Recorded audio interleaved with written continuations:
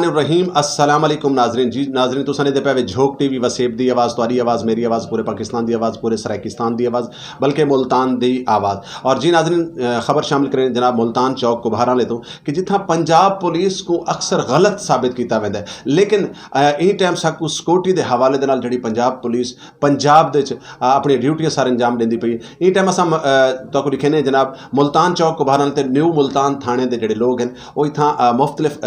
हवाले दे नाल अपनी सिक्योरिटी सारे अंजाम देंदे पैन और लोगों को तहफ़्फ़ुज़ फराहम करेंदे पैन। और सिक्योरिटी का जिहड़ा अमल है ये सारे वास्ते अहम ज़रूरी है क्योंकि शहरियों को तहफ़्फ़ुज़ देना पंजाब पुलिस का फ़र्ज़ है। और दिखेने तो बिस्मिल्लाहिर्रहमानिर्रहीम अस्सलाम वालेकुम नाजरीन जी नाजरीन तुसां दे पे झोंक टीवी वसेब दी आवाज़ और मैं तो अपना मेज़बान रिजवान हुसैन इन टाइम मैं मौजूद हाँ चौक को बाहर आने थे और चौक को बाहर आने थे RPO साहब के हुक्म के मुताबिक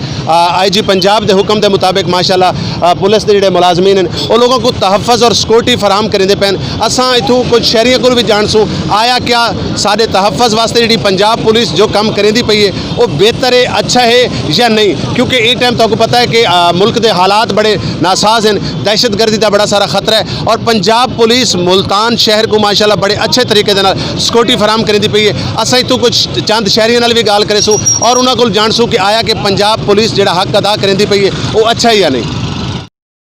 मुख्तलिफ शहरियों को रोक के उन्होंने तलाशी भी की वेंदी पई है और उन्होंने एंट्री भी की वेंदी पई है। आया कि कहीं दे कोलों ऐसा तो नहीं कि कहीं दे कोलों अपनी गड्डी के कागजात ना होवन या कोई ऐसी चीज़ तक नहीं की वजह जेड़े मुआशरे वास्ते नुकसानदेह साबित होवे। और पंजाब पुलिस के जवान अपनी ड्यूटी अच्छे तरीके दे नाल सर अंजाम देंदे पैन जनाब। थाना न्यू मुल्तान चौक को बाहर वाले ते इन टाइम नाका लगा हुआ है और पंजाब पुलिस के जोड़े लोग हैं वो अच्छे तरीके दे नाल अपनी ड्यूटी सर अंजाम देंदे पैन। ये तुसीं देख सकते हो TV स्क्रीन कि आने वाले लोगों को मुख्तलिफ लोगों को रोका वैंदा है और उन्होंने बाकायदा तलाशी की वेंदी है और उन तो बाद उन्होंने कागजात डॉक्यूमेंट्स वगैरह डिठे वेंदे। अगर कहीं दे कोल कागजात नहीं हैं तो अगर उन्होंने कोल कागजात नहीं हैं तो उन्होंने ये भी आखा वैंदा कि तुसीं अपने कागजात मंगवा गिनो। अगर कोई शख्स उन्होंने अगर कोई शख्स दे उन्होंने कोई शक महसूस होता है तो उस शख्स के खिलाफ कार्रवाई भी की वेंदी पई है। असां हमेशा पंजाब पुलिस को गलत साबित करें, लेकिन पंजाब पुलिस अगर कोई अच्छा काम करेंदी है कोई अच्छा काम अगर करेंदी है तो साकू चाहिए कि असां पंजाब पुलिस के जवानों को शाबाश दूँ ताकि उन्होंने हौसला बुलंद हो। और तुसीं देख सकते हो कि पंजाब पुलिस के लोग अलर्ट खड़े अपनी ड्यूटी सर अंजाम देंदे पैन। आने वाले लोगों को जिंदे तो उन्होंने कोई शक थी उनको भी रुकेंदे पैन, बाकायदा तलाशी की वेंदी पई है और एंट्री की वेंदी पई है पंजाब पुलिस के तरफों शहरियां दी कि किसी किस्म के कोई मामलात क्योंकि संगीन ना होवन। और पंजाब पुलिस अच्छे तरीके दे नाल सरायकी वसेब दे विच अपनी ड्यूटी सर अंजाम देंदी पई है। साकू चाहिए कि असां पंजाब पुलिस के अच्छे जवानों का हौसला बुलंद करूँ और उन्होंने को अच्छे तरीके दे नाल भी उन्होंने को याद किया वजे, क्योंकि पंजाब पुलिस दे विच अच्छे लोग भी मौजूद हैं और पंजाब पुलिस दे विच बुरे लोग भी मौजूद हैं। नाजरीन जिहड़े अच्छे लोग हैं उन्होंने को चाहिए कि असां शाबाश दें ताकि उन्होंने हौसला बुलंद होवे और शहरियों को भी चाहिए कि उन्होंने अच्छे तरीके तावन करें ताकि ये जोड़े लोग खड़े ये सारे तहफ़्फ़ुज़ वास्ते खड़े सारी सिक्योरिटी वास्ते खड़े और सारे तहफ़्फ़ुज़ वास्ते हमेशा जोड़े सिक्योरिटी के इदारे हैं वो अपनी ड्यूटियां सारे अंजाम देंदे रहंदे। लेकिन साकू चाहिए कि असां इन्हां लोगों के नाल तावन करूँ, पंजाब पुलिस के लोगों के नाल तावन करूँ और इन्हां को अच्छे अल्फाजां दे विच भी याद करूँ। असां हमेशा पंजाब पुलिस को गलत साबित किया है और गलत ही निगाह दे नाल इन्हां को देते हैं, लेकिन जहाँ तक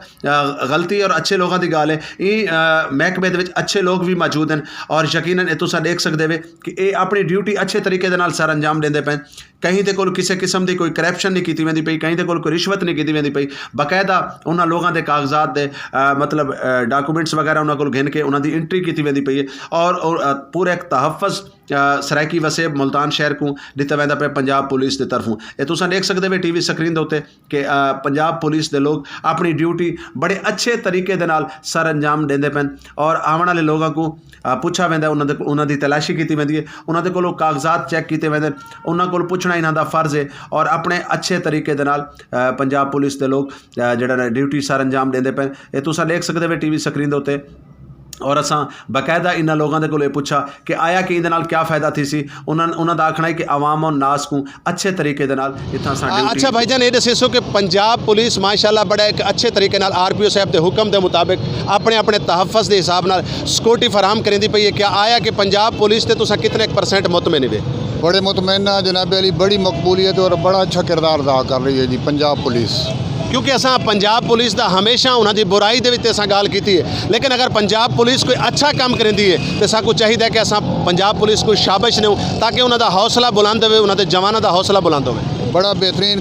किरदार अदा करे दे पैन, अपनी ड्यूटियां सही तरीके नाल सर अंजाम देंदे पैन और जराइम पेशा